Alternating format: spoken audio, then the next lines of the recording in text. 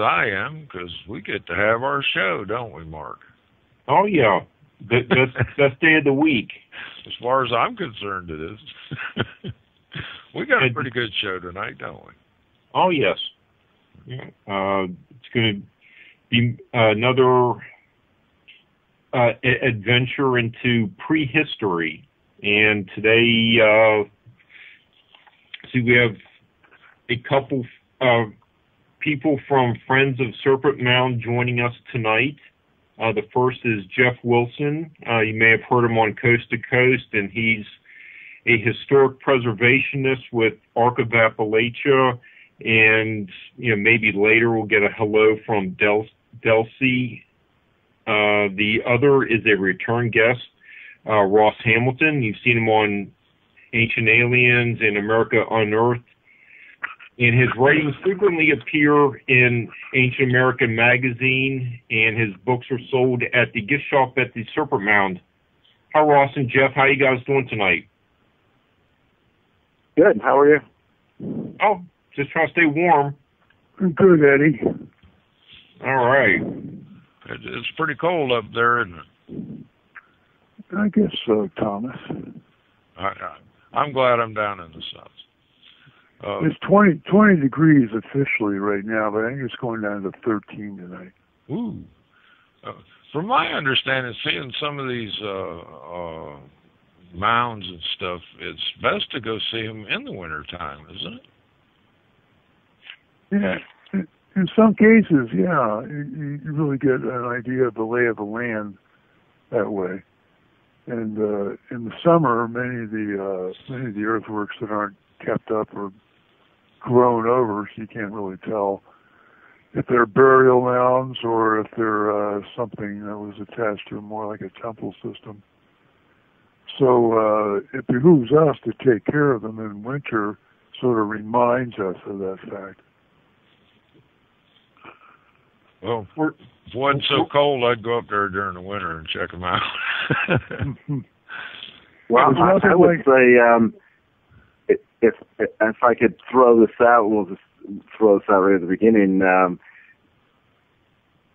I would invite all your listeners, if they have the time and the means, to join us at Serpent Mound on the winter solstice, December 21st. We will be laying out 1,000 luminary candles to line the entirety of Serpent Mound and light it up for the winter solstice evening. So that is a magical time to come and see one of the most amazing mounds in the world.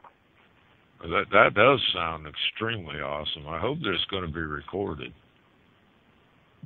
Well, we've been doing it for 10 years now, so there's photographs and things out on the net you can check out if you want to. Yeah, Thomas, if you can put that link in the chat. Okay. If you go to serpentmound.org, there's pictures of it up. That's the Friends of Serpent Mound's website, serpentmound.org. I'm looking at it now, and it is pretty awesome. Jeff, you and Delcy organized that, and Ross and all the other people there. But is it a day-long celebration? It's only 5 weeks away. Yeah, it's that's the shortest daylight of the year. So we actually get started right about an hour before it starts getting dark. So about 4 o'clock in the afternoon, we start laying out all the bags, and by 6 o'clock or so, we're ready to go. And it doesn't take very long to light it. Usually we have a couple of hundred people willing to come out there and help light the candles. So it takes, 15, 18 minutes or so to get them all lit, even though there's 1,000 of them. So it goes pretty quickly. Okay. Do people walk around the perimeter, or what? Mm-hmm. Okay, yeah. It's like a moving procession. Well, yeah, I mean, we have everybody just sort of start from one single candle. We'll light it from kind of a sacred fire, and we'll light up all the candles from that initial flame, and it doesn't take very long. Okay. Ross, are you at the Serpent Mound on the weekends? Not so much anymore. We've had to change our schedule. For a number of years, though, we were up there virtually every weekend during what we call the tourist season. And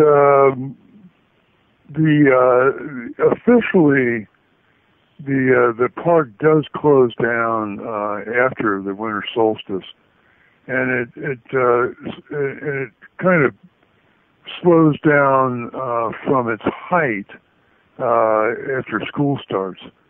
So there's a gradual tapering off of park hours until you just end up in the dead of winter, and you only get the occasional individual or group that wants to go up there and see what they can see. One thing I can tell you is that in spite of the fact that it's weather prohibitive, there's nothing like seeing the serpent covered with snow. There are aerial views available, of course. There are a number of pictures, but there's just something so awesome and quiet and yet powerful about the Serpent Mound in winter. It's one of those things that kind of puts life into my heart and my soul. The serpent is such a magnificent work of art, and as we're now finding, science that the ancients understood, and we're only beginning to catch up with their wisdom, if you will, on how things are put together when you have the earth in mind along with the sky. Nowadays, of course, we don't even see the stars very much. But in those days, they not only saw the stars, but they understood that we lived and died by the lights that came from the heavens above. And without any light at all, we're lost. And with those lights, they constructed magnificent edifices, particularly in the Ohio Valley. I mean, there's a lot in the eastern United States in general, but in the Ohio Valley, we seem to have just a treasure trove of antique sites that have remained an enigma for as long as we have memory, which doesn't go back that far because of the memory loss that we foisted upon the native people by breaking them up, and also our kind of short-sightedness, if you will, when it comes to respecting the antiquities of a new country that we come into. We just, and I think we dealt with this in the last show, but we have a tendency, and I mean the European races, had a tendency to not only level the earthworks because we couldn't find anything really of value in them, like gold and artifacts and things like that, save for something worthy of museums or the occasional odd skeleton. But well, maybe instead of going this route, maybe we should ask Jeff Wilson a question. What brought you to Serpent Mound in the beginning, Jeff? And has it become really an obsession, or really just almost a devotion that you have attached yourself to the serpent? Well, that's a good question, Ross. I originally got interested in Serpent Mound back when I was in college. I was quite involved with the astronomy program at Eastern Michigan University. I was president of the astronomy club there. I helped operate Scherzer Observatory. I did all kinds of various astronomy, field trips. I did a couple of stints at the National Radio Astronomy Observatory in Greenbank, West Virginia. I did some work on the Lunar Prospector mission. It's actually what I did my graduate studies on. So I worked under a NASA grant on that mission to look at data and map data from that spacecraft that orbited the moon. But I was very interested in prehistoric astronomy, what they call archaeoastronomy. And a friend of mine who was my vice president in the astronomy club there was from the Cincinnati area, and he casually mentioned to me one time that there's some mounds around where he lived, and he thought that one of them might have something to do with astronomy. And so for one spring break, I came down to visit him, and we actually planned a trip to go see Cahokia, which is one of the great ancient pyramidal cities in the United States over near St. Louis. And I had a couple of days before he was ready to go. So I took one day and went and visited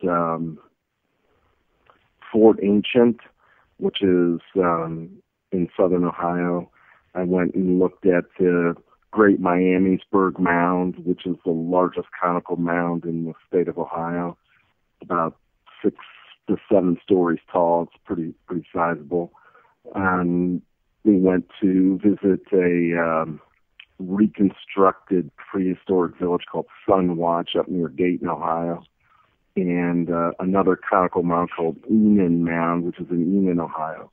And then the second day, I went and visited Serpent Mound and the Site Mound Earthworks, Mound City, which has now become known as the Hopewell Culture National Historic Park in Chillicothe, Ohio, and the Tarleton Cross Mound. And then we took our trip to Cahokia. And so within the span of 3 days, I got to see, a pretty extensive selection of mounds and earthworks that ranged over the course of about 3,000 to 4,000 year time frame. So it was a great introduction to ancient prehistory, stuff that isn't really taught in school, most anywhere in this country. And so it was a huge eye-opening kind of experience to learn about all of these things that most average people never hear about. So from understanding the little bits that were on display was in one of the guidebooks at Serpent Mound. They had a little guidebook that said that there were a couple of astronomical alignments. I began to research it much more deeply and found out that there's only been a handful of people that have ever really studied Serpent Mound well. And one would have been Dr. Bill Romaine, a couple of gentlemen that worked on some solar alignments. They looked at solar alignments, Robert Fletcher, Terry Cameron. And without the first key solar alignment, which was discovered by Clark Hardiman Jr. and Marjorie Hardiman, none of that really would have been probably observed for some time. And they only made their discovery and reported on it in 1987. Although I think that Hardman may have had some suspicions about it before that when he was doing dowsing studies at Serpent Mound back as early as maybe 82. So it's really only in recent history that people have started looking at ancient earthworks in Ohio and finding these kinds of astronomical alignments. The Newark earthworks up in Newark, Ohio, there were some early studies done actually by two guys that were trying to disprove that any ancient astronomical alignments existed with any of the earthworks. And to their surprise and amazement, they actually discovered that there were. Even though they set out to disprove that there were any at all. Trying to disprove. That's Ray Hively and Robert Horn, right? Yeah, Ray Hively and Robert Horn. They set out to disprove Gerald Hawkins' studies on Stonehenge and the astronomical alignments that he found there. And as a result of them trying to disprove that those things could be found in ancient sites, they, lo and behold, found that the Newark earthworks was filled with astronomical alignments, solar and lunar. And so it was a pretty surprising discovery. And so it's been only within the last 3 decades that people have started to pay attention to this and make note of it. And that's how I got interested in it and made my small contributions along the way. Yeah, Jeff, the Hively and Horn article states that the Newark earthworks was basically constructed better than we can do with modern lasers, and that was done like 2,000 years ago. I'm not. That may be a bit of an exaggeration on their part. Clearly, what they have been finding is that the ancient peoples had a system of being able to measure things very accurately, and the unit of measurements are still being debated over, but it is clear that they used a particular unit of measurement to lay out these gigantic earthworks. And they also used very keenly the local topography to help them in the placement of their earthworks. So they're not just, slapped down at random on the landscape, but they're actually incorporated into the surrounding landscape as if it's one integrated whole. And that may be part of the reason why they might say, well, we couldn't do that with lasers today. Probably because we don't have that same sense of context that we would take the surrounding landscape into account when we would build something anyways. Part of the challenge of our modern society is everything is so transactional. Everything is all one-off, right? So there is no real sense of trying to integrate whatever you're trying to do in with the whole of what already exists. And that is, part of the genius of the ancient cultures, being able to incorporate their design into the larger whole. Yeah, Ross, do we know if the Adena or Hopewell people used the megalithic yard? There's some debate on that. There's not a lot published on Ohio Valley measurement. James A. Marshall published a little bit. He had his units in mind. William F. Romaine, as we call him, Bill Romaine has his own units of measure, which which are not that different from one of Marshall's units. And then Hively and Horn also have a unit. It seems to be based upon on the foot, in my opinion, but it is an interpretation of the foot so that the foot loses its identity in it. It would take probably 20 minutes to explain what I mean by that. But the actual unit is somewhere between 1.014 and 1.01, excuse me. Correct me if I'm wrong, Jeff. It's Marshall's unit is like 1056, and Hively and Horn's unit is like 1054, and I think Romaine put in a 1053 plus. So we have we have, you know, like Bill has, you know, taken his 1053 down to foot units. He found some evidence in old Hopewell structures that were used as living quarters, post molds that seem to indicate a unit of measure closely approximating that.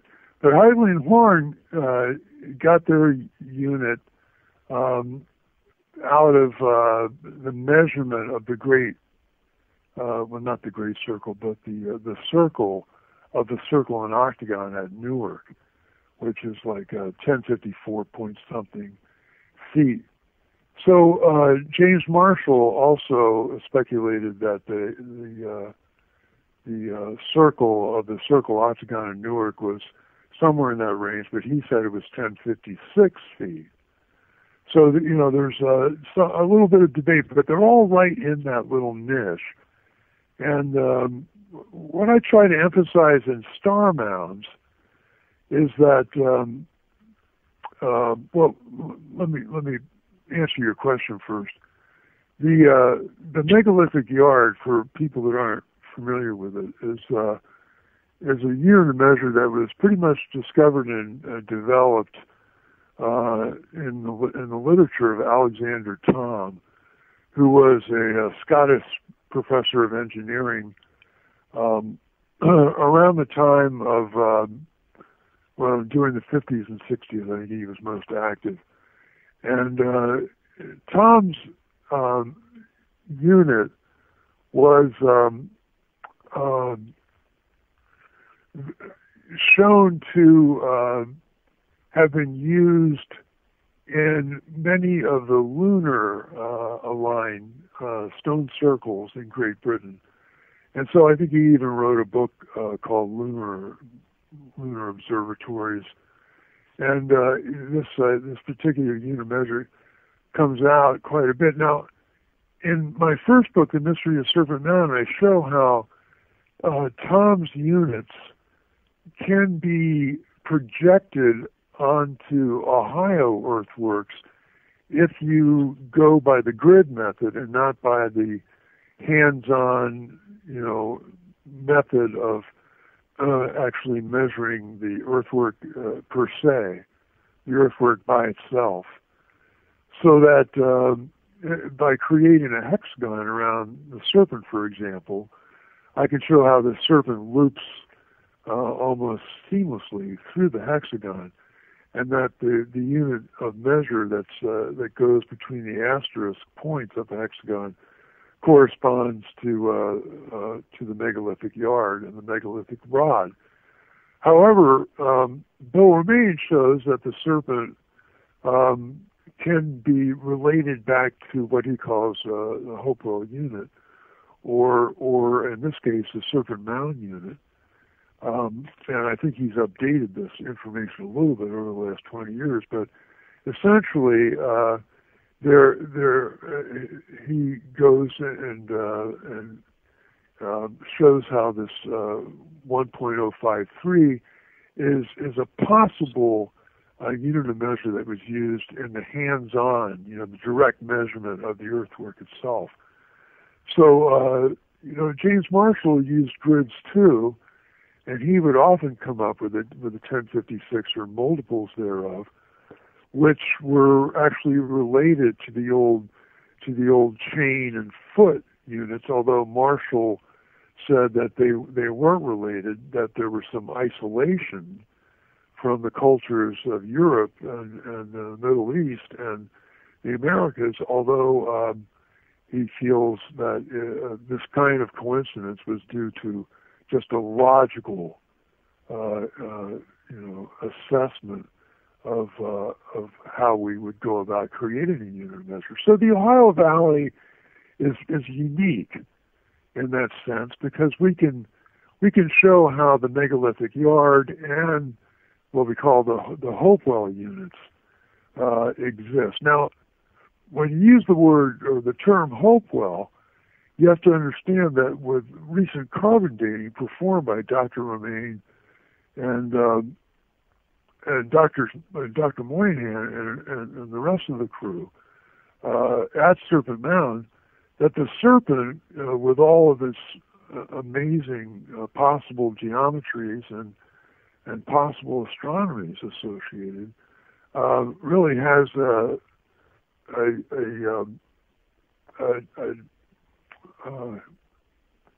it's kind of hard to explain, but it has a multi-dimensional way of looking at it. So you can see it in several dimensions of measurement, depending on how you go about doing the measuring. And they all appear to be the correct answer for, how is it constructed and so forth, or what unit did they use. But in star mounds, getting back to that, I show how, because this unit of measure, this 1054 specifically, it only shows up with real erudite accuracy at one or two places, but that there are several other places that come close to it, like the seal circle, even though it's destroyed, could have been that same unit of measure, although Squire and Davis gave it something a little less. And the high bank circle is something like that. And of course, then again, the Newark. And then there's units related, half units and so forth. So what really matters is that they weren't paying attention so much to a unit of measure, although they did use a unit of measure. It may have been this or that, but it was the proportion and the symmetry that mattered to these designers, in my opinion. So they just weren't religiously predictable about the unit of measure, but they were quite accurate in their proportions. You see? Can I jump in there? Sure, yeah. Jeff. Because I'm not sure if Ross remembers this or not, but over the last several years, I've been looking at a lot of the Ohio earthworks sites using a technology called LIDAR, which is basically light infrared.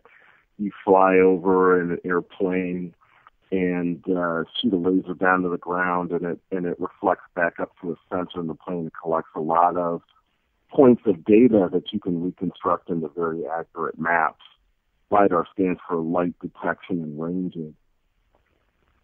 And one of the things that I noticed when I was looking at the area in Chillicothe near where Mound City is and the Hopeton Earthworks, they basically sit right across the Scioto River from one another.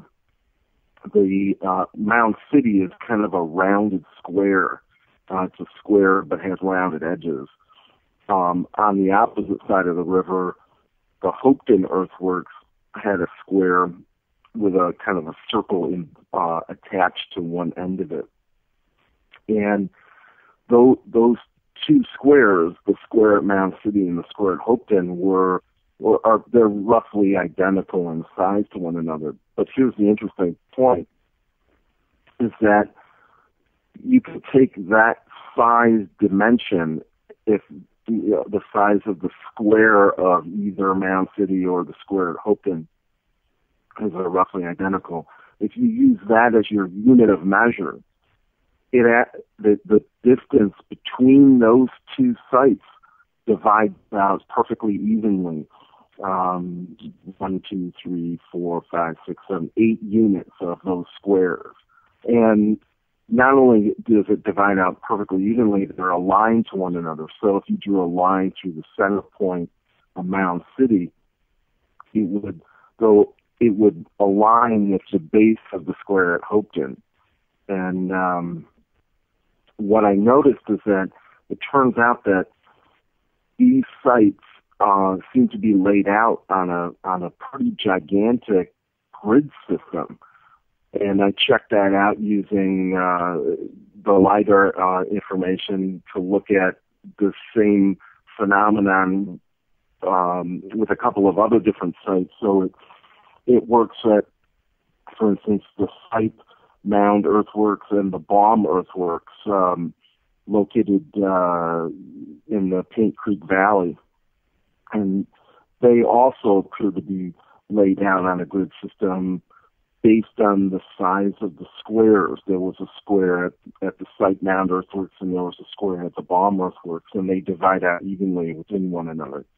The same phenomenon exists between the Liberty Earthworks and the High Bank Earthworks, although High Bank doesn't have a square. It has an octagon, and a square at the Liberty Earthworks basically use the size of the square at Liberty, and it divides out evenly to the distance of the circle connected to the octagon at High Bank.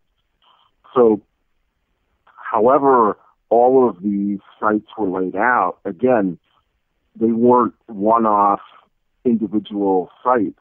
It wasn't a transactional thing. These were integrated within a larger whole. And this unit of measure, whether it's 1053, 1054, 1055, 1056, you're talking about, arguments of less than a foot, over more than 1,000 feet difference. And that's a pretty small, insignificant difference when you're looking at scales of thousands of feet, to be off by, a foot or so. And people are arguing over those kinds of measurements. So I think that there is a standard unit of measure, and that the sites were placed in the locations where they're placed based on this larger grid that they were working with. So you're saying that using a specific unit of measure, whether it was a diagonal of a square or the side of a square, the large tracts of land, including several earthworks separated by miles, all seem to be invested into an engineering of the landscape, so that as far as the eye could see, the whole area had been carefully plotted off so that it could work. One site could work with another in some way that may have to do with more than water availability, fertility of the soil, and also how the lights shine. How things align. There's still a lot of mysteries, though. Obviously,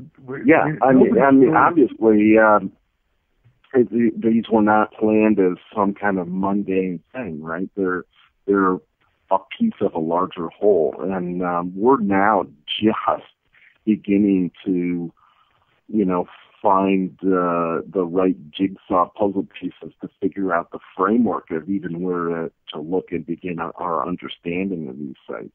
It's much more fundamental than what the archaeologists have been doing, digging up the remains of trash pits and looking at, what kind of seeds people ate.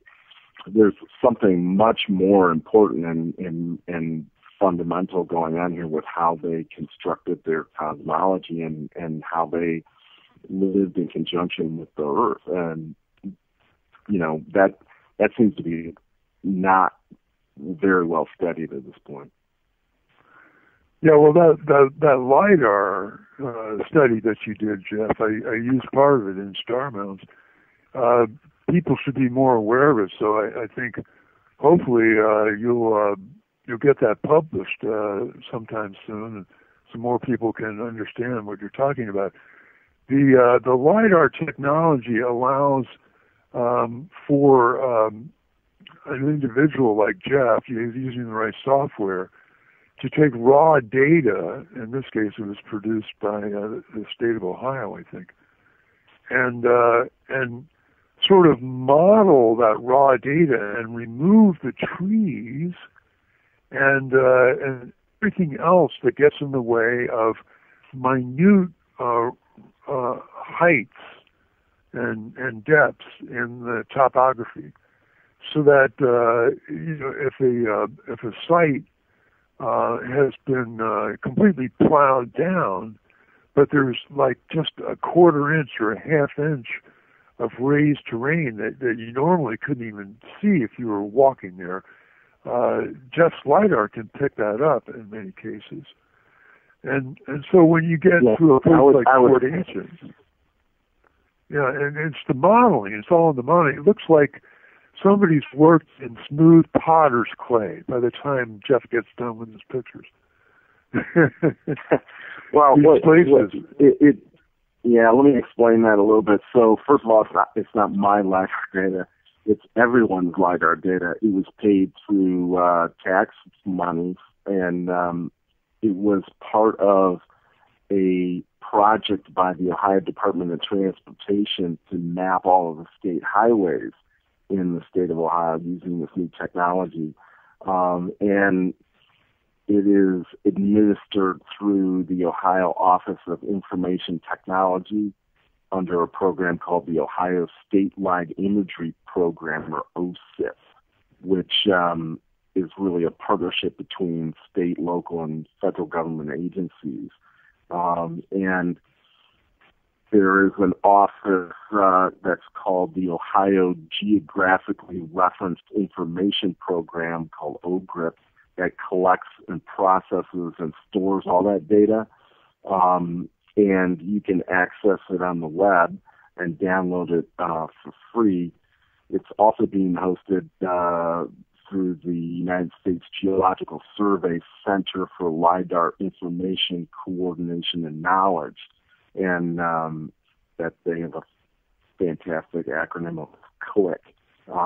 So you can go out to any of those sites and get this information. USGS is collecting it for wherever there is LiDAR data sets available across the country.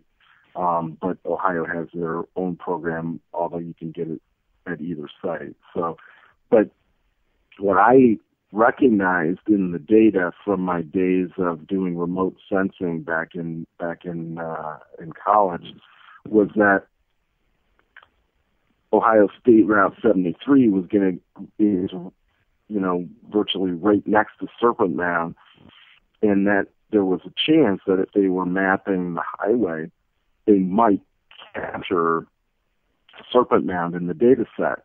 And so I was able to get the raw data set, and I managed to get a temporary license for some pretty expensive software. It's about $4,000 for a license for one of these software programs. And I was able to reconstruct the data.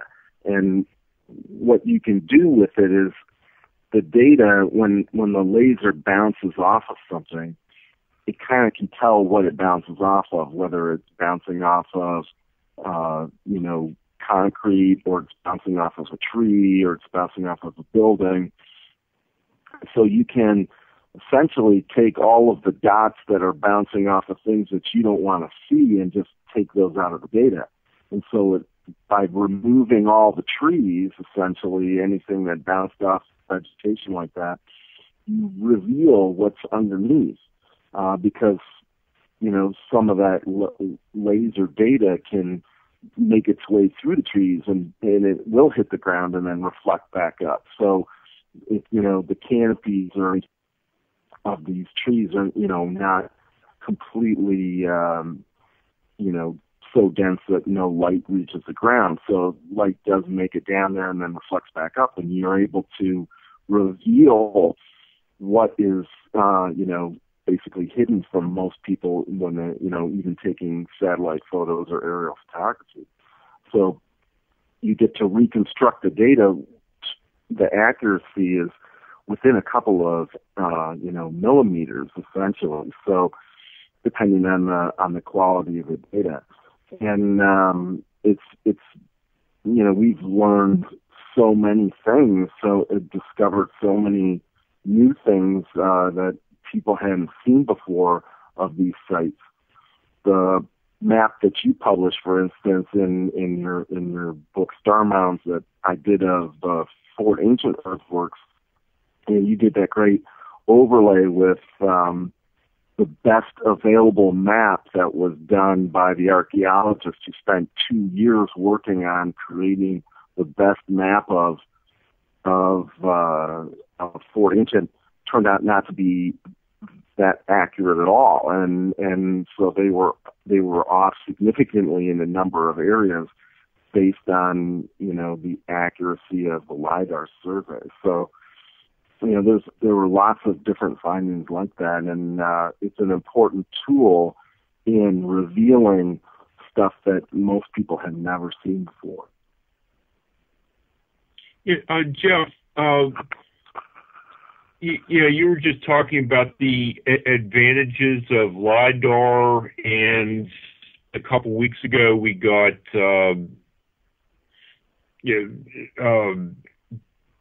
great introduction at the Junction Group Donor Appreciation Day, and got to see Dr. Burke's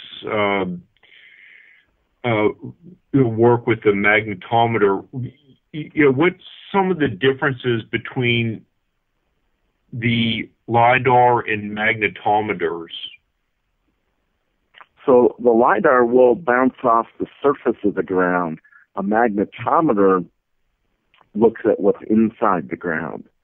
And so that's the important difference, is that what Dr. Burks is doing is he is using his magnetometer to, basically roll over the surface of the ground, much like the laser does in, flying over in an airplane, and collecting echoes or reflections or changes in the magnetic field in the ground. And those can relate to, soil disturbances, places where people had fires, people dug ditches, people had burials, all kinds of things like that. And so you can kind of see those changes using a magnetometer, whereas the LiDAR reflects right off of the surface itself. And so that's an important distinction between those two technologies. Both are what you would call remote sensing tools, but they sense in different ways. All non-invasive archaeological techniques. Cool. Okay. Well, so I have a question for you.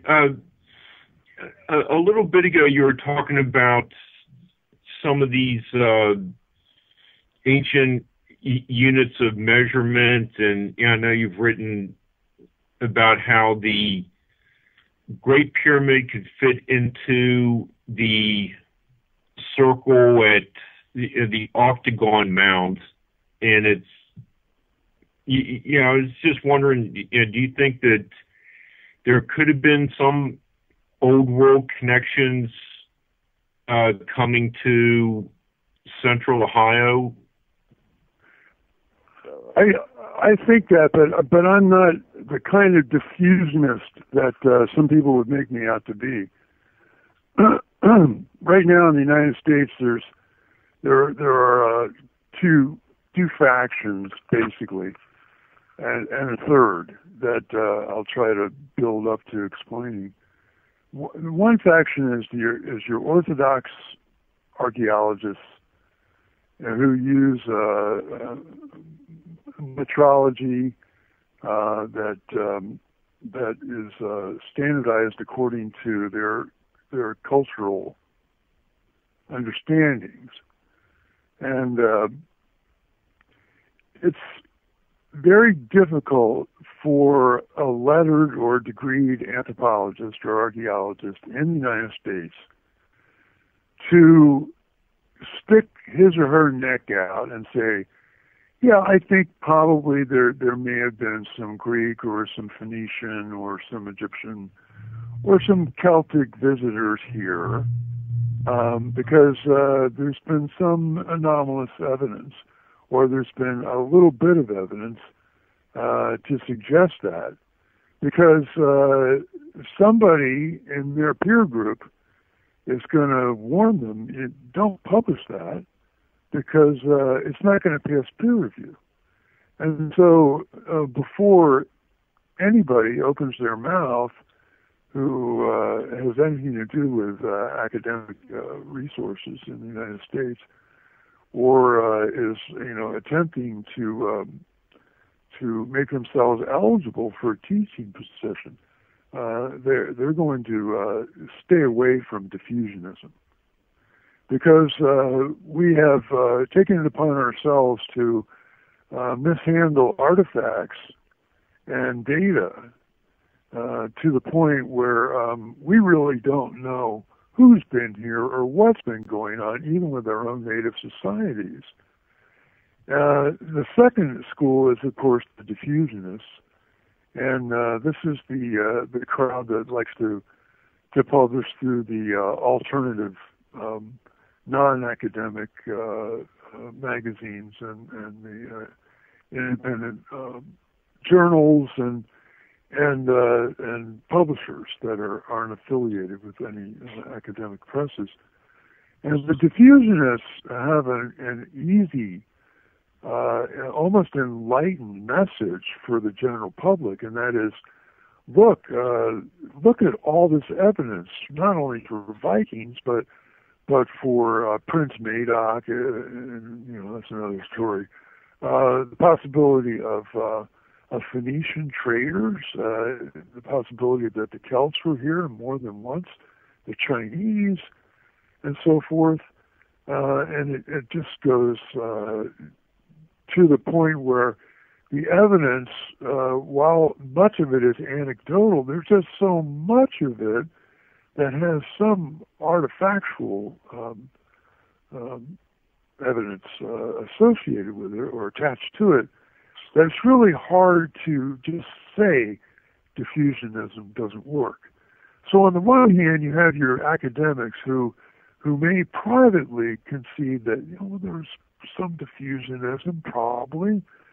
If for no other reason, there's a great deal of racial diversity among Native American people when the first white visitors came. And on the other hand, you have your diffusionists who say there is definitely diffusion, and they're boldly standing up against the academics. You see, and they're making their bones or their reputations on that. Now, the third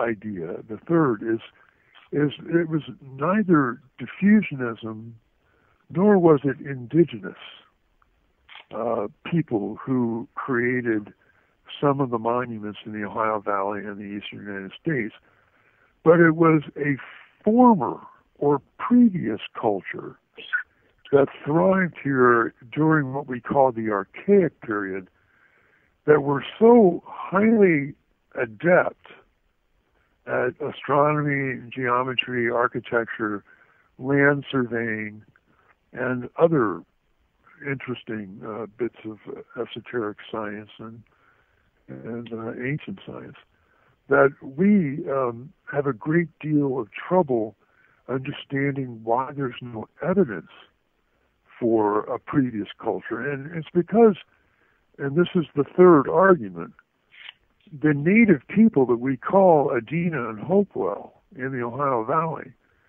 may, like I was saying before, we now know that the Serpent Mound could have been built by the Adena people and not the four ancient people who came, a considerable millennia later or more, because of recent carbon dating performed by Romain and Moynihan.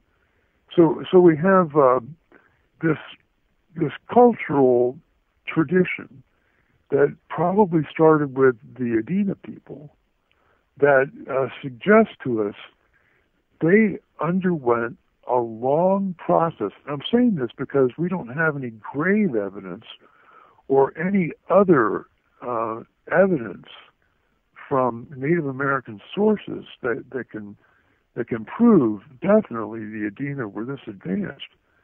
But we have evidence that the Adena were preservers of sites that were quite dilapidated and quite in ruin. And I think one of the compelling arguments is that beneath most all of the Hopewell earthworks and the Adena, the geometric forms, and the Manitou forms, there seems always to be discovered a layout of flat stones, as though somebody had very carefully plotted everything out and then perhaps created something, and then they left, and then a couple thousand years passed, everything kind of melted away, went into ruin, was burned off, and then the Adena and Hopewell people came along and they said, look, I remember the stories that my grandfather told me about the people that used to live here. We should honor them and keep their houses, their lodges, intact. And the method that they chose was to reconstruct the foundations of what they found in stone and earth. So that's the third argument, that diffusionism doesn't really explain everything, and neither does indigenous did everything. Indigenous culture, as we know of it from the early Spanish and English visits, was responsible. So there's this third possibility that the Adena and Hopewell were great preservers, which would explain a lot of the higher geometrics and mathematics that we're just now beginning to uncover, along with the astronomy. So, Ross, do you think that the date, the traditional date of the building of the Serpent Mound needs to be reevaluated back maybe thousands of years? Well, here's the thing on that. Back in I guess in 2001, I published a book called The Mystery of the Serpent Mound, and in the book, I used Dr. Romain's map. At the time, he wasn't Dr. Romain yet, but I used Bill Romain's map that he created in 1987, which is, by the way, holds up to the Wilson LiDAR. They're a perfect and exact match. So Bill did a really good job back over 25 years ago. And I showed how the constellation Draconis, at least a large asterism, and you have to understand that this was controversial at the time I published it. A large asterism, the constellation Draconis, fit precisely, like over 20 stars, actually over 25 points of light along the margins of the Romain map. Just the margins of it, of the serpent image. And right at the geographic center was the ancient pole star, the one from before the current pole star. That star, which is Draconis Alpha, was in the position that Polaris is now 5,000 years ago. And because by creating a circle from that point, which is beneath the seventh coil, which, by the way, is part of Cherokee tradition, too, that the heart of the serpent is beneath the seventh coil. Well, by showing that the heart of the night sky could be construed to be beneath the seventh coil from the tail, and measuring out in either direction to either extreme of the serpent, showing that it was an equidistant, and creating a circle, which I called the circle of the pole star Tubin, I demonstrated how the serpent would have appeared to have swiveled about that point as the Earth rotated on its axis once a day. And therefore, by inference, I suggested that the serpent was designed, not made, but designed 5,000 years ago. So Dr. Romain comes along with Dr. Moynihan, and they find adenocarbon at the base of the serpent. And of course, Fletcher and Cameron discovered other carbon from a later culture and a higher level of the serpent. And when you combine all this data and you understand by thinking everything through that everybody was right in their assumptions or in their theories, that we have to assume that the Adena reconstructed the serpent. They didn't design it and construct it. They constructed it, but they did not design it as part of their construction process. And I believe it was the first one that they undertook to construct.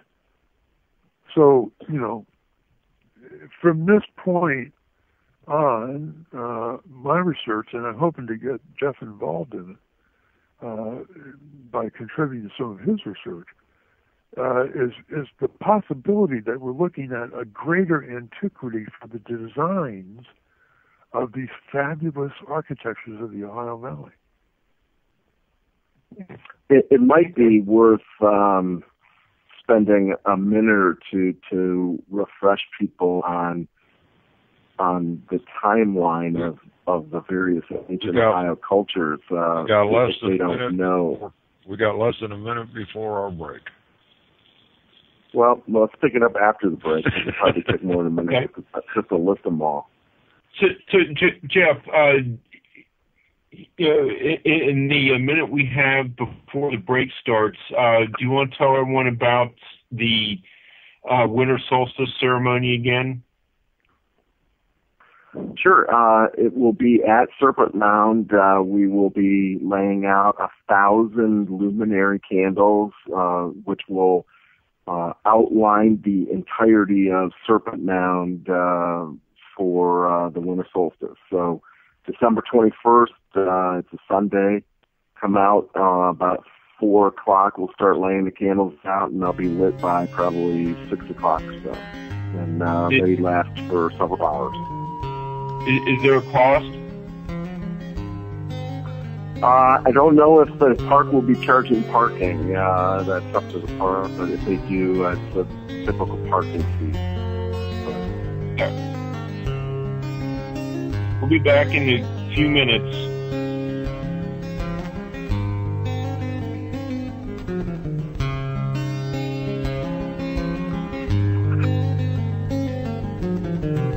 Oh, man, I'm enjoying it. So, Jeff, I have a question for you. And Thomas could put the drone photo of the Junction Group in chat any time now. There it is. But Jeff, you and I met at the Junction Group Donor Appreciation Day 2 or 3 Sundays ago. What did you come away from that, or walk around the actual site? What do you think of all these coalitions that were formed to purchase this property, and it's going to be managed professionally? you were involved with doing something like that on your own too. So what do you think of all these organizations buying the properties to preserve America's heritage? Well, personally, I think it's a really necessary thing. I'm happy that so many different groups were able to work together to preserve that earthwork site. The Friends of Serpent Mound, which I'm the president of, we actually were the first ones to start raising money to save the Junction Group.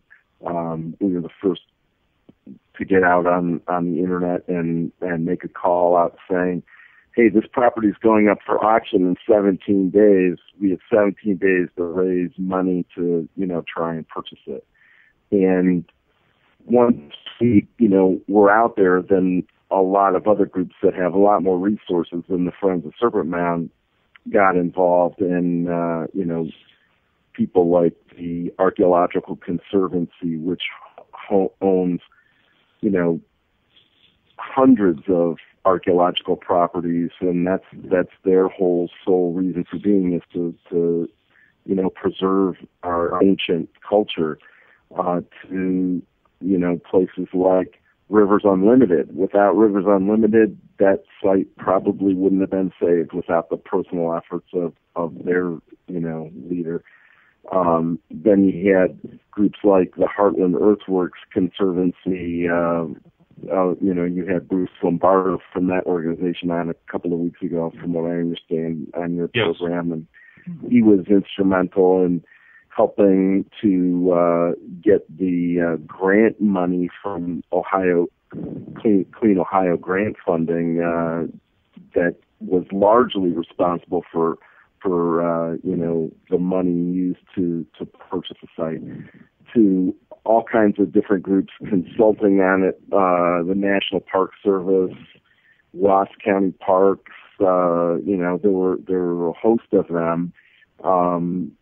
The Arc of the Appalachia Nature Preserve Organization. There were a number of groups that came together to, all do, lend their talents to do what needed to be done. And it was amazing that everybody was able to pull it off. We went through a similar circumstance back in 2007, I think it was, when Spruce Hill, another even more spectacular earthwork, went up for auction. It had been in a family for like 5 generations, and that site went up for auction and basically had like 30 days to raise about $800,000 to preserve that site. And I wrote a letter that went out across the country. It got published in Ancient American, and a bunch of there were dozens and dozens of media outlets that ran stories on the effort to preserve that site. And again, a coalition of partners helped preserve that site. So it can be done. It needs to be done when these sites come up, because the ancient peoples aren't making any more of them. And, once they're gone forever. And, the developers, they don't really care very much. Most people generally don't care. They only, care about is the dollars that they can make off of exploiting whatever it is that, they can get from places like this.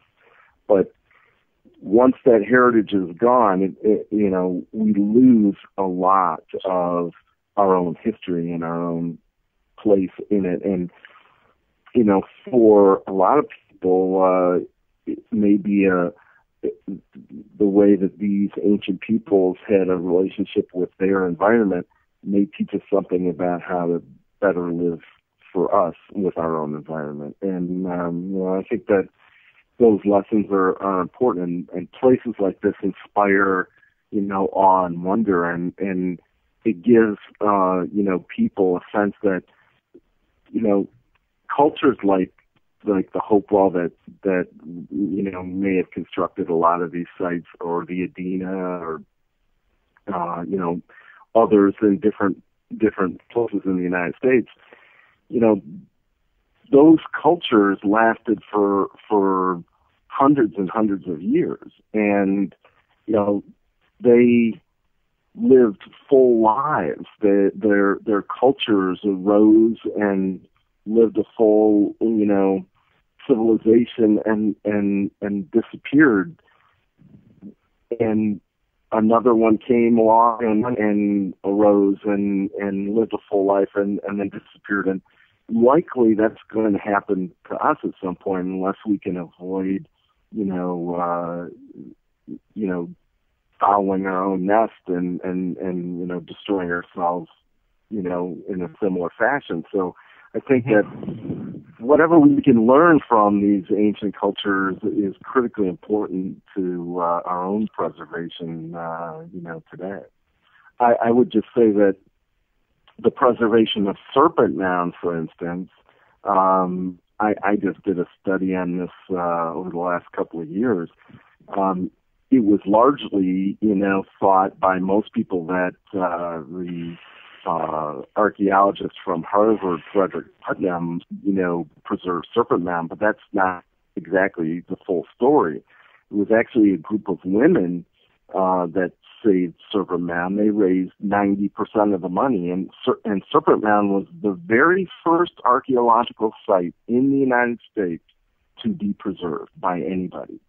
And these women in Boston, largely through the efforts of Alice Fletcher, who was a noted ethnologist at the time, she, along with Mary Livermore, were very engaged in the women's, suffrage movement.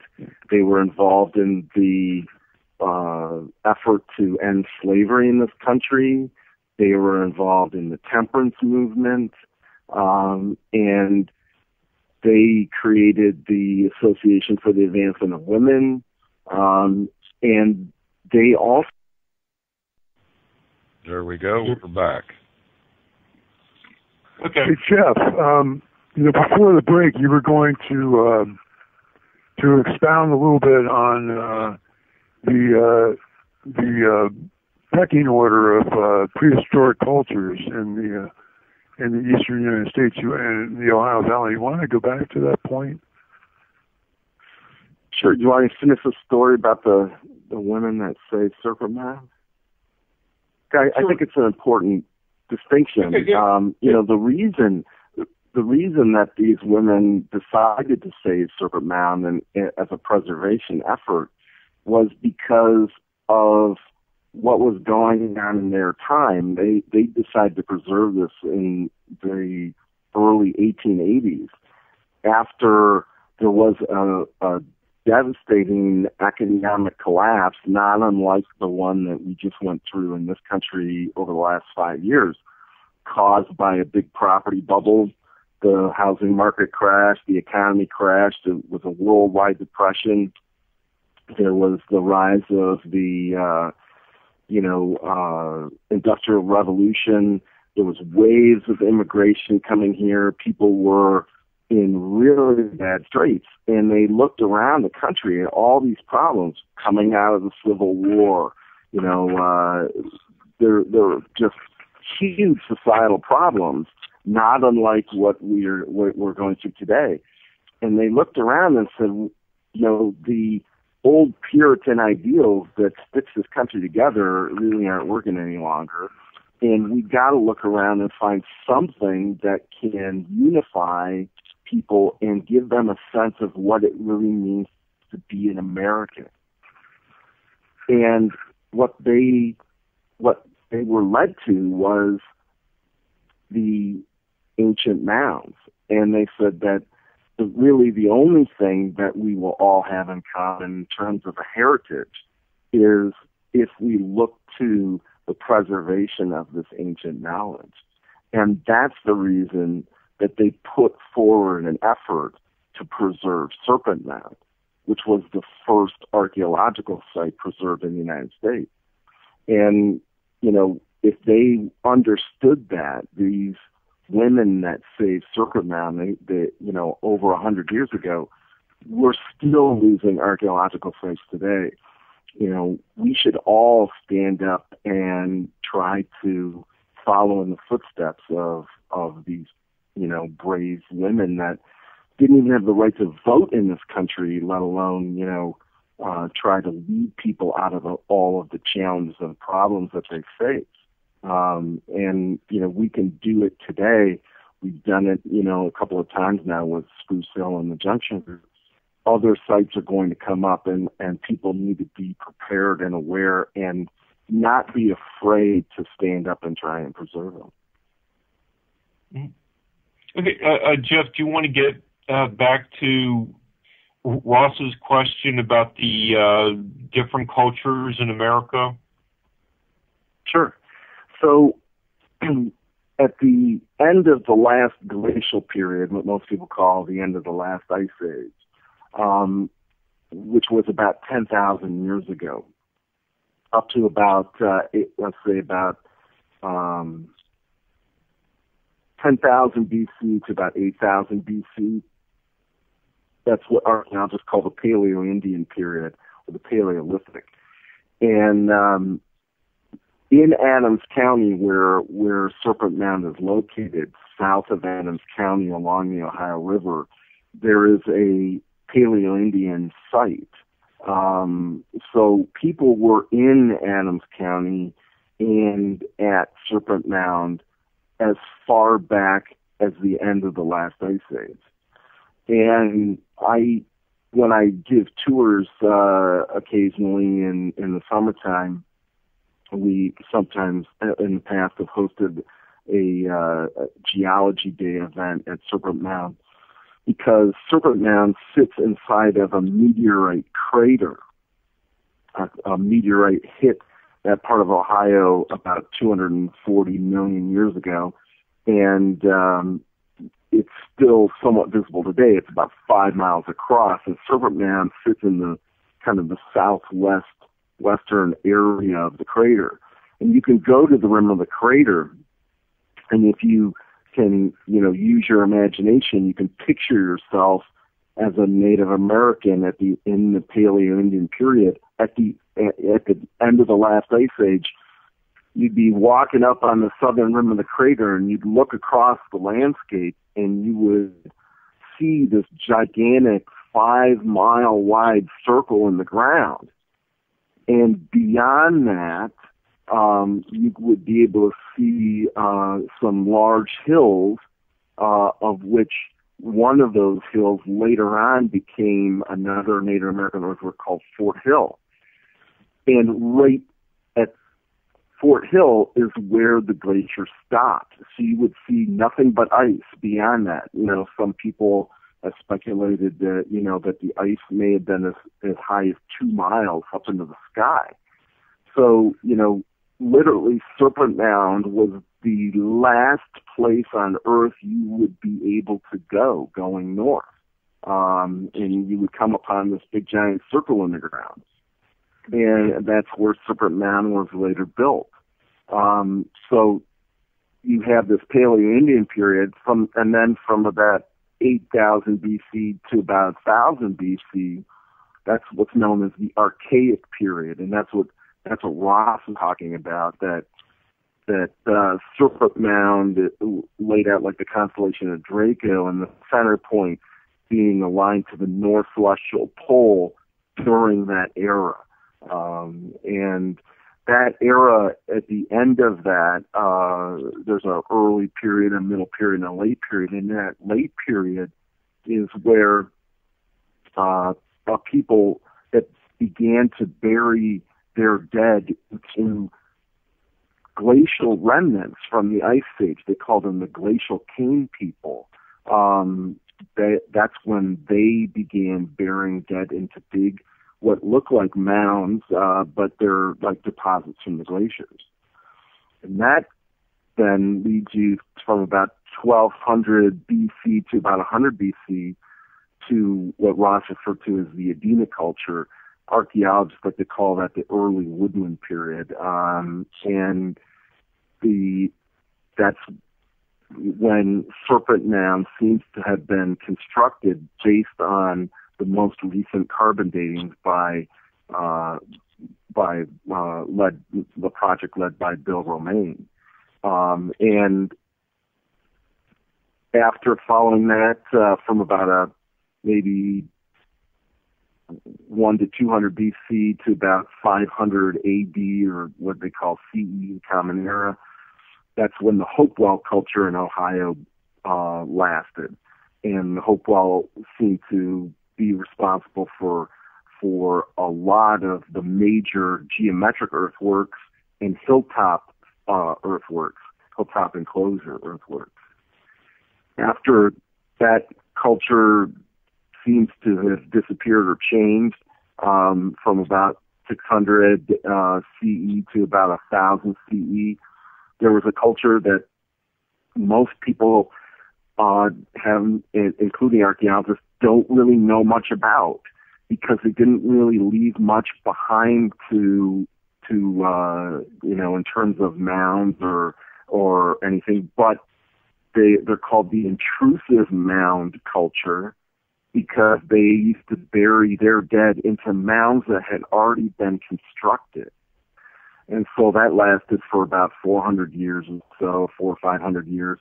And then starting about 1100 AD, that's where the Fort Ancient culture comes into, being, and those people seem to be not related DNA-wise to the prior cultures that lived here in Ohio. They seem to be wholly distinctive, and they had a different culture and a different way of life. And they didn't really, leave much in terms of constructions. The mounds that they built were very small, basically burying their dead into mounds that are maybe a couple of feet high. And then after about 1600, from about 1600 to 1673, that's what they call the late prehistoric. That's really where Europeans start to penetrate into the interior, and they start to find out, that there are all these people living here. And, all of that whole time frame of about 10,000 years that I just covered, there's no, surviving written records of any of these cultures or any of these people. What we know about them are from the things that are left behind that archaeologists, are examining, and that, groups like the Serpent Mound and the Archaeological Conservancy and the Heartland Earthworks Conservancy are trying to preserve, because not a lot is known about that huge amount of time span. We're learning more all the time, but were they more nomadic? Preserve what's left. At least, I would say from at least 1000 AD on, you can say that they're quite nomadic. From the woodlands and early and middle woodland periods, when the Adena and the Hopewell were around, I don't think that there's enough evidence to say one way or the other. They appear to have constructed a lot of stuff here, and you would think that they weren't so nomadic, if they were doing things like that. I would say prior to the Adena, you could probably say that they were nomadic. Okay. Hey, I have a question for Ross. Ross, what do you think about rebuilding the earthworks, probably to about the 4 or 5 foot height that we would expect to see them at the Junction Group? Do you have an opinion on that, or do you...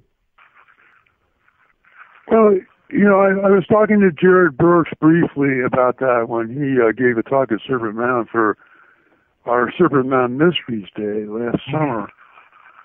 And I hadn't really thought about it, but I recognize now that because the Archaeological Conservancy and the Heartland group are involved in this. And because there's actually a lot of intercourse going on between the National Park Service and things like that, that when a group, an ancient group that's been leveled by the plow, like the Junction Group, is bought by an archaeological conservancy, then the chances are it's going to be operated, at least from the beginning, by archaeologists. And archaeologists don't like to reconstruct earthworks because it gets in the way of their searching for more data beneath the surface, especially. So on one hand, there was a lot of us involved in getting the Junction Groups and that Junction Group purchased, and that's just one example, the Junction Group. And on the other hand, it's fallen into the hands, or it's come into to the management philosophy of archaeologists. So there's a sort of tug-of-war going on right now, from what I understand, between people that would like to see the earthworks reconstructed there at the Junction Group, and I'm one of those, of course. But then there's a really valid argument that says, wait a minute, if we reconstruct these earthworks, it'll be very nice and everything. We'll have a beautiful park and native people will be happy. But then what if we want to dig down in there? What if we find some echo technology that shows that 30 feet down there's another structure? And then what are we going to do? Just destroy what we just finished recreating? So, it's a tough call. Yeah, it's a tough call. One of the reasons that I would like to see them reconstructed, and I shouldn't say regardless of what the archaeologists think, but just from my own personal point of view, is because many of these sites, like the Junction Group, match up very nicely and with some fair precision to a large part of the night sky. Different aspects of the night sky can be matched up with many of these earthwork groups.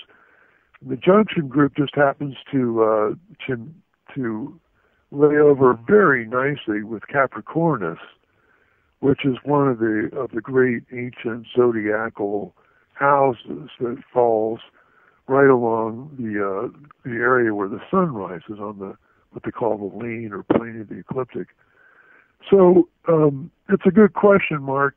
On one hand, we must get them preserved. Okay, we all agree on that.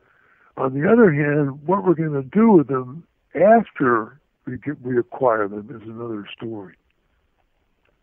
Are you able to verify if the stone over the hill from the serpent mound's head is the one that went in the middle of the egg? Like, do you think if the dirt would show, the stone would probably fit in how deep the change in the soil was? We don't quite have that technology yet. Do you think you could bring it up over the hill and put it back into the egg? Well, physically, that would be difficult. You'd either have to get a military helicopter, because the thing weighs a lot.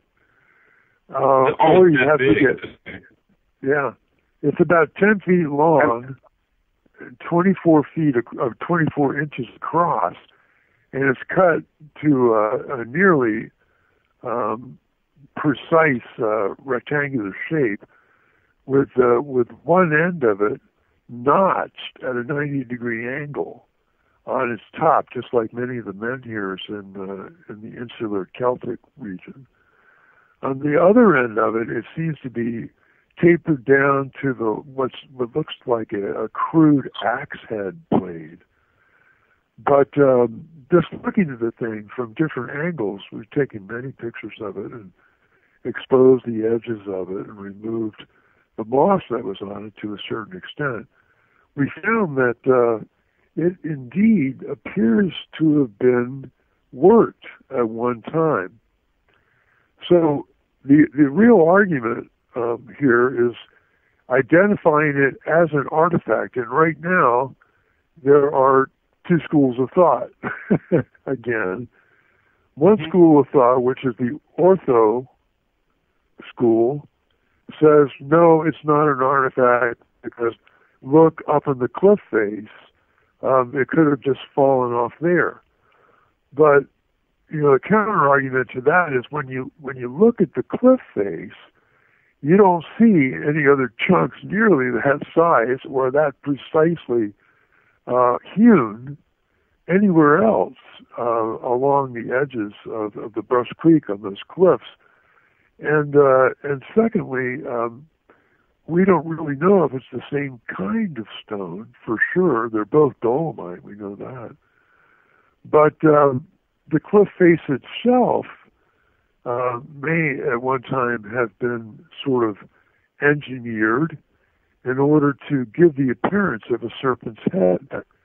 And there's a couple of good arguments for that, too. The way the light hits it on certain days in August, it looks like it's been repaired once with cement, at an antique period.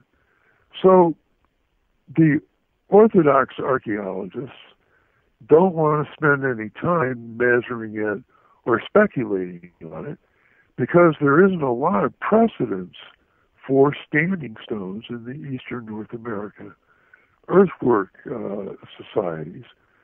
However, the counter-argument to that is that how do we know that for sure? Because we pretty much obliterated most of the stone structures and used them to build roads and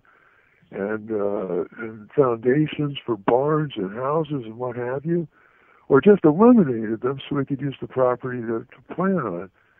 So we have to sort of maintain a vigilant attitude over that stone, because if it were theoretically to be placed back in the center of the oval with the sharp end, the blade side down, and the nicely cut square top, basically hewn, what appears to be a hewn square top at the top, and it was applied by gravity, I feel almost for sure and certain that it would begin to attract the electrical currents of the Earth to it, because after all, it is a gravity anomaly, and the Earth currents tend to gravitate toward gravitational anomalies, especially those that rise up some distance off the normal topography. So,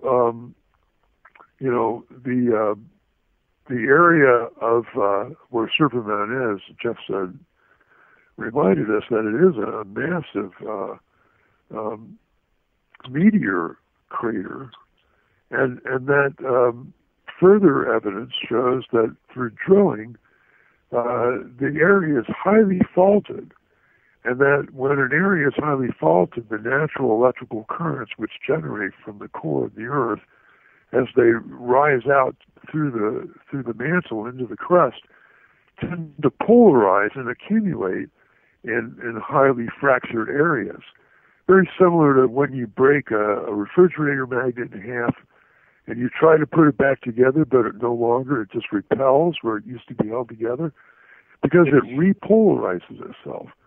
And so when you have these fault lines and fissures, and we have them at Serpent Mound for sure and certain, the energies tend to accumulate from the meteor crater, and they tend to polarize And this, in many cases, tends to attract negatively charged electrons directly out of the clouds, and then in some cases, quite often, actually, the serpent mound receives its fair share of lightning strikes. Now, my theory, and what they created an animation for on the Ancient Alien show, because they liked the theory, is that the serpent may once have been used as a lightning totem, if you will, or a manitou that was able to manage much of the weather in the ancient days through a selective creation of property and the building of the serpent as a collector and a releaser of positively charged electromagnetic energy, and all this to attract the thunderbolt from the sky. So, as Jeff will remind us, hopefully, and as I spoke about in the Mystery of the Serpent Mound, the Algonquin language tradition has a number of stories that indicate the serpent was always being hunted by the thunderbirds. Now, I don't think we're talking about the regular, everyday biological serpent. I think we're talking about these beautiful manitous, the buffaloes, the serpents, the beavers, and whatever else you might find in the way of manitous were created specifically to manage the earth currents so that they could offer up the energies of the earth to the sky and make the land fertile, which is another subject. But I hope that answers your question, Eddie. Oh, yeah. I just thought that, since it seems like that stone has been discovered, maybe if there's not weathering down, there's one end is not weathered very much, 2 feet up from the bottom, and it looks like it may fit into a trench. Yeah. Dug across there, and there's maybe the same kind of soil or discoloration or something. Maybe that would be, proof that it would actually fit instead of it falling out of the cliff. That was where I was going with it. Yeah. Well, there's an old Iroquois legend, stories, and actually some of these have been found, that the Iroquois would create, and there was one at Serpent Mound when Putnam was there back in the late 18th or 19th century, was a sort of beehive arrangement of stones over a place where the earth currents tend to gather. And this creates a buzzing sound in the stones. And in England, also legends aver that there were these little capping stones that were put on top of menhirs. And so that when the menhirs attract the earth currents to them, and this gets back to Einstein's theory of, gravitational anomalies attract light or photons, and electromagnetic energies are attracted by gravity. When these menhirs and these heavy stones would draw enough energy to them, they would fill up with the energy, but the capping stone on top of the menhir, if you will, was made of a slightly different stone, so that the energies, when they attempted to transfer from the menhir into the capping stone, would resonate differently and create a buzzing sound. And my theory is that if that stone was in place with this little square cut top, we should be looking for the capping stone, which would have had a square cut out of its base to fit over it, so that these people had this technology that drew a tremendous amount of energy to the serpent promontory. And when the Manitou was dismantled 5,000 years ago or so, or before, they preserved the energies to that area by creating the menhir and creating a capping stone to give the energy some work so that it would not attract lightning to it and destroy the stone. So I believe that either an early farming concern or a superstitious native group eliminated that stone at some point because they didn't like the sound it was producing. It gave them the willies. And I understand that these sounds were kind of scary, too. They penetrated into your psyche. That sounds pretty decent. I got a question for you men. I have been reading up on a little bit of this, and I've discovered that there is more than just one serpent mound here in the United States, that there are several of them. Do you all know anything about them? I certainly know quite a bit about a number of them. I would say in my research, I've come across close to 40 different serpent mounds that have existed across the United States, built either out of earth or stone for the most part, and it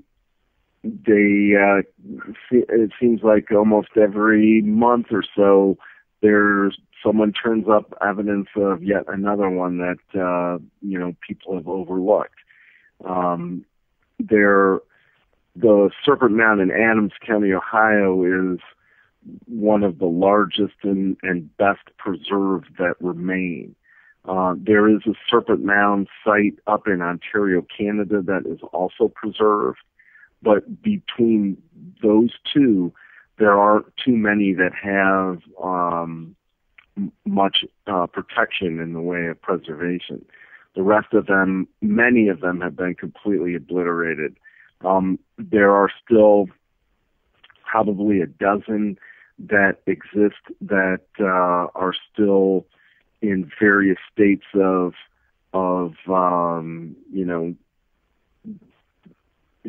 partially intact, or some portion of it still remains. There are also, like Serpent Mound is a mound of earth built up above the ground, but there are also at least two known, what they call serpent intaglios, where the serpent has been dug down into, the shape of the serpent has been dug down into the ground. Both of those exist in Kansas.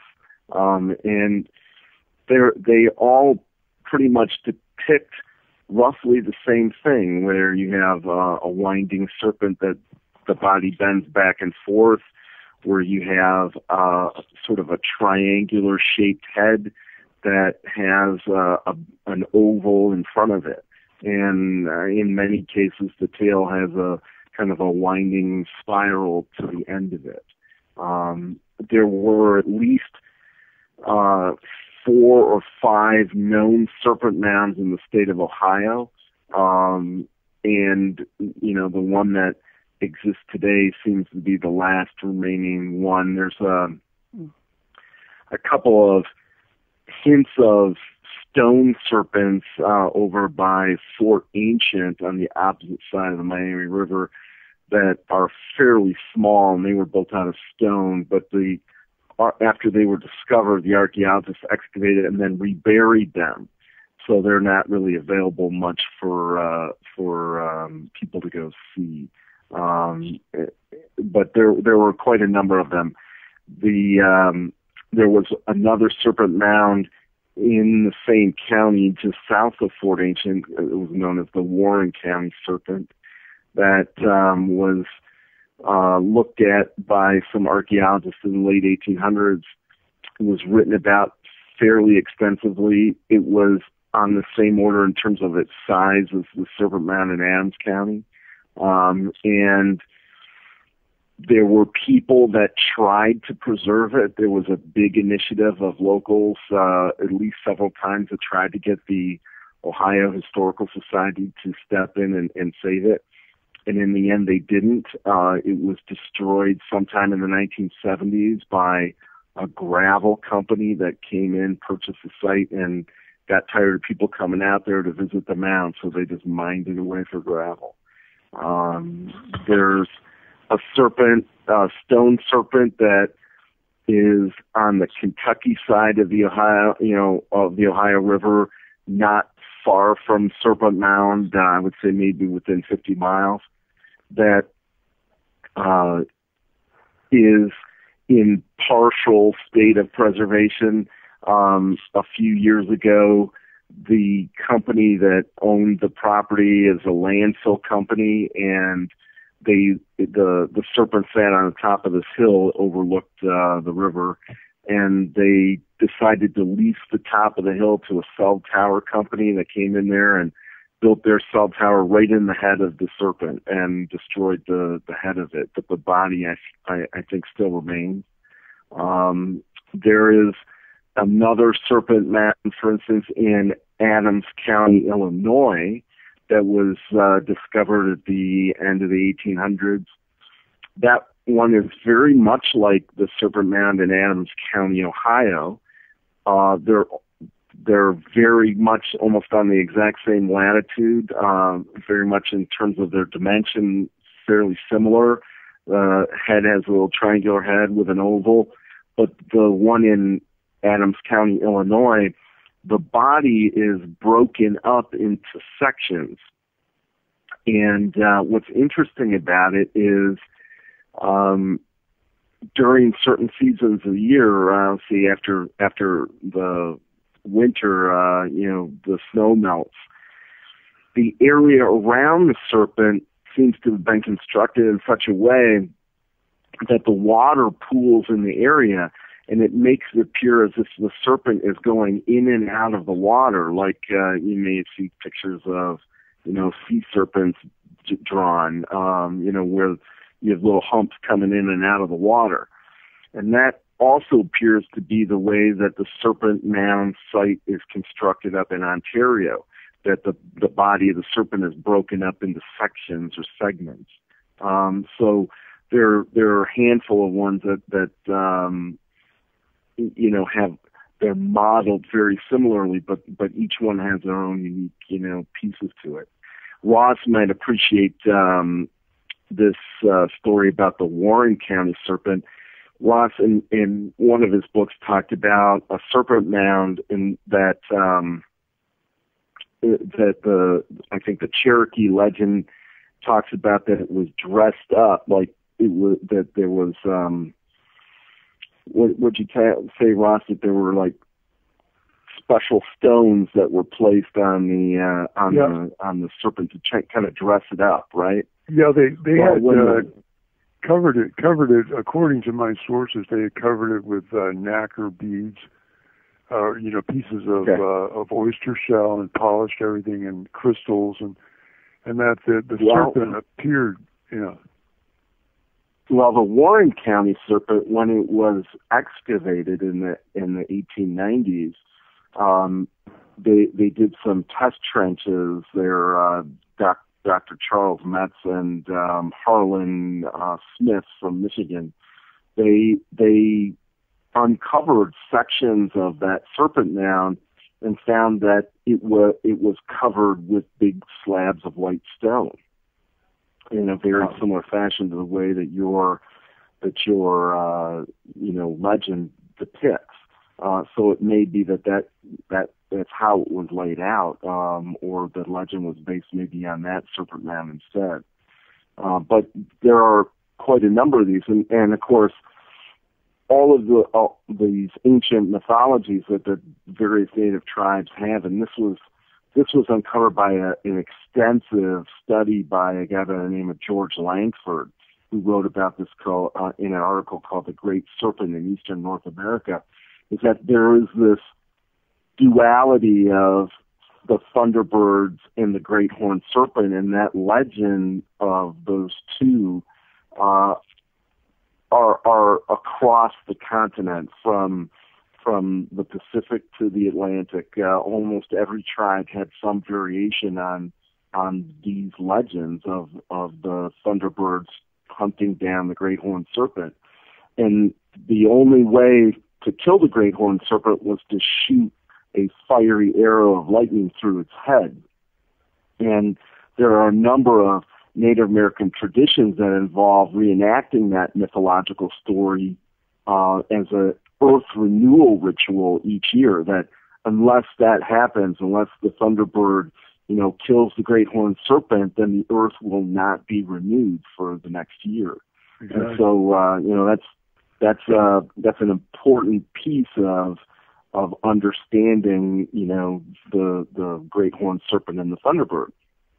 So, Ross talked about at the very beginning, where he mentioned that the Serpent Mound in Adams County seems to be laid out like the constellation of Draco. Well, in the Lakota star knowledge, the Lakota seem to be one of the tribes that still have some remnant knowledge of the ancient star legend. They take that grouping of stars, and they don't call it Draco. That's a Greek constellation. What they say that grouping of stars is the Thunderbird. So if you think about the legends of the Thunderbird and the Great Horned Serpent, the Serpent Mound itself is laid out like the Great Horned Serpent, on the ground in the earth. But it's also laid out based on the pattern of the stars in the sky that relates to the sky being of the Thunderbirds. And so Serpent Mound is a location where the two of those cosmological ideas come together in one specific place at one specific time in one unified concept. And that's something that is really hard for most people to wrap their heads around, because when they go there, they just see this big earth sculpture there, but there's a lot more to it than at first meets the eye. Yeah, maybe we should talk about the conical mounds and their relationship with lightning strikes too, Jeff. Sure. We have about around 5 minutes left, so just go ahead. Finish the conical mounds. Any books you want to discuss? Any upcoming writing projects? There, Jeff and I go ahead, Ross. Yeah, we did a presentation once on called "The Return of the Thunderbirds," and although our research is ongoing, it'll probably take several more years to really get the data all in. But essentially, we learned a lot from studying native legend and the Serpent Mound. Like Jeff just tried to explain how there appears to be like 3, 4, maybe 5 dimensions of thought put into what we consider, what people generally consider to be a poor earth sculpting. These guys weren't savages. No, whoever designed these places, they weren't savages. I often picture them wearing something other than animal skins, some nicely woven linen or something, because the elegance of their message is being passed down to us through the Greek mathematicians and geomods, and these were the guys that did wear the linens, So the more we find out about the design and the meaning of these earthworks, at least technologically speaking, we're not even talking about the spiritual mysteries.